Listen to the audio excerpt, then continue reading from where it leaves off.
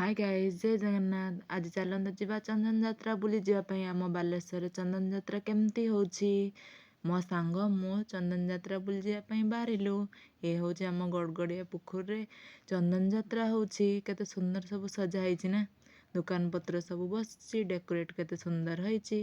ଇଏ ହେଉଛନ୍ତି ରାଧାକୃଷ୍ଣ ମେଲଣ ଯାତ୍ରାରେ ବୁଲିବା ପାଇଁ ଆସିଛନ୍ତି।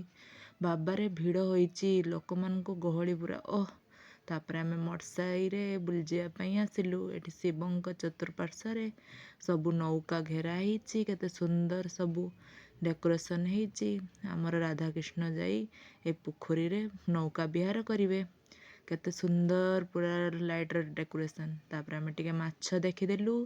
ମାଛ ଗୁଡ଼ା ପୁରା କେମିତି ଦେଖାଯାଉଛନ୍ତି। ତାପରେ ମନ୍ଦିର ଦର୍ଶନ କଲୁ। ଇଏ ଦେଖନ୍ତୁ ମୋ ସାଙ୍ଗ ସହିତ ଟିକେ ଦେଖା ହେଲା। ତାପରେ ଟିକେ ଡିଜେ ଆମେ ଟିକେ ଦେଖିଦେଲୁ। ଇଏ କ'ଣ ବାବା ତାଙ୍କର ହେଉଛି। ରହୁଛି, ଟାଟା, ବାଏ ବାଏ।